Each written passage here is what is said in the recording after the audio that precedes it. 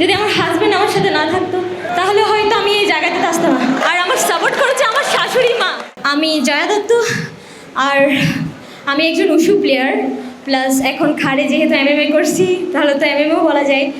আর আমি একজন বিবাহিত নারী, আর আমি চিটাং থেকে FF কম্বাইট থেকে খেলছি। আর আমি এখন বোয়ালখালীতে আছি, যেহেতু বিয়ে করছি বোয়ালখালীতে, তো বোয়ালখালীর বাসিন্দা হয়ে গেছি। আমার সত্যি অনেক আনন্দ হচ্ছে, কারণ এটা অনেক কষ্ট করে পাওয়া। কারণ এখানে আসতে আমার অনেক জার্নি গেছে, আমার সাথে একটা ইনসিডেন্ট হয়েছে, তো এর বাবু তো আমি এটা যে ভালো করতে পারছি এটার জন্য আমার অনেক গর্ব হচ্ছে। অ্যান্ড আমার হাজব্যান্ড আমাকে অনেক সাপোর্ট করেছে, সে আমার পাশে থেকে আমাকে সত্যি অনেক সাপোর্ট করেছে। আর আমার সাপোর্ট করেছে আমার শাশুড়ি মা, আমার শাশুড়ি মা না, আমার মা, যিনি আমাকে এখানে আসতে সাপোর্ট করেছে, আমার হাজব্যান্ড আমাকে সাপোর্ট করেছে। তারা যদি আমার সাথে না থাকতো হয়তো আমি এই জায়গাটাতে আসতাম না। কারণ এখন বিবাহিত মেয়েদের কোনো একটা কিছু করতে গেলে অনেক সমস্যার সম্মুখীন হতে হয়।